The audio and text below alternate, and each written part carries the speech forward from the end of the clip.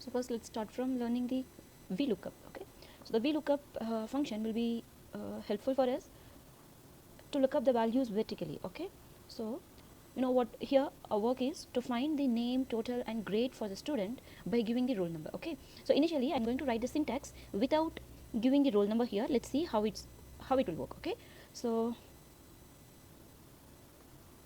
VLOOKUP. So first we have to select the lookup value. See, as of now I did not enter any roll number here. I'm just selecting the empty cell. Okay, and the next one, table array.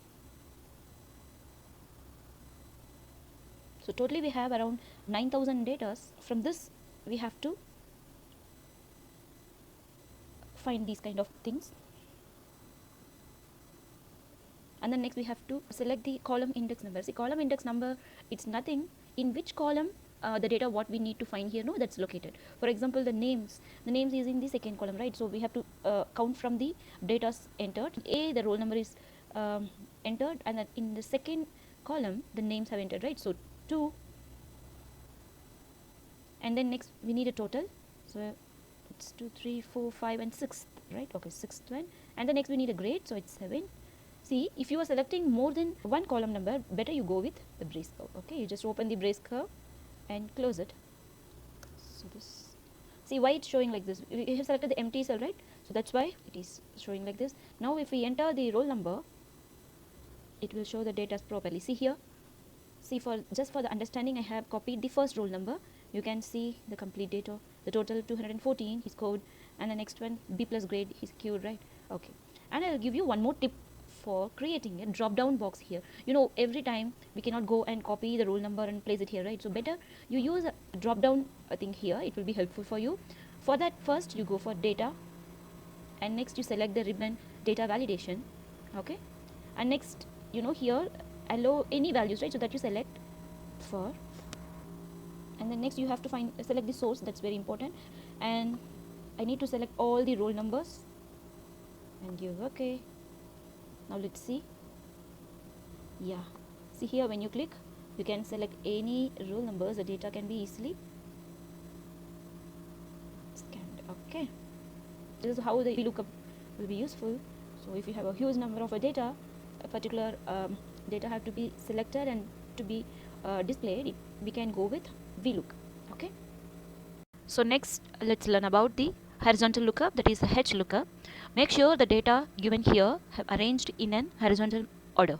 Okay, so for using the HLOOKUP, we have to make sure that the thing very important, the data have arranged So what we are for going to easy extract, no, that access, raw we can data should be create the arranged drop-down box. in a horizontal Okay, manner. so Okay, usually we go to data and data validation, and then next allow values. So this we have to select, and then we have to give the source. Yes, I made a mistake. Yes.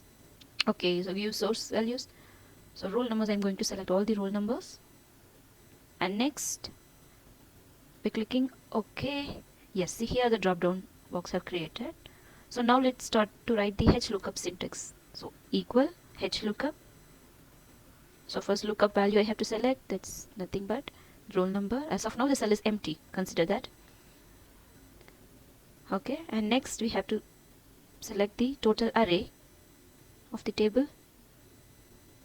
Okay, and next comma.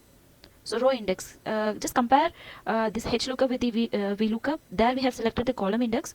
Here we are going to select the row. Okay, the row index number. So totally we have 8 rows. Usually what will we do? Open the brace curve. Student's name we need, so that's in second row, and then 6 the total row we need, and then the 8th row, right? Okay, close the brace curve. We have to give the exact match, so click false. See here, we did not enter any roll number here, that's why it's showing like this. Okay, if we select the roll number, if our syntax is correct, we should get the answer. Yes, we got. Okay, so once you change the roll number, automatically all the name, total and the comment will be changed. Okay, next we'll enter into the XLOOKUP concept. So when we are using a multiple worksheets, better we can go with the XLOOKUP. Okay, so this is like an advanced version of the VLOOKUP. So in this example, we have to find the name, comment and address for the persons given here. Okay, so here in the sheet we have only the student's name and we have comment also, but we don't have the address. Yes, so for that we have to refer the another sheet, the student database. See, here we have the student's address here. Okay, now we have to link this. We go with the XLOOKUP. Okay, so XLOOKUP, let's start to fill the syntax here. First the lookup value you have to fill. I'm going to choose a roll number as the lookup value, and next the lookup array. Okay, the roll number array we can select, and the next thing we have to choose the return array. What are the things we need to get returned? Here, you know, name, comment and the address we need, right? So at that case we have to shift to the sheets. Yes, the students database sheet. So here the B column, C and then D. Okay, see all three data we need, so I have selected that. That's it. Give enter. See here we have chosen the roll number, first roll number, so that the data is for the first character. See the Donald and the good pursuance, and next the address is displayed here, right? Yes, if you need to get the data for more, we can drag it. See here, that's it. This is what XLOOKUP. Okay, so we have learned about the HLOOKUP, XLOOKUP and the VLOOKUP. Hope you enjoyed this video. Refer my other videos for your complete learning of the Excel.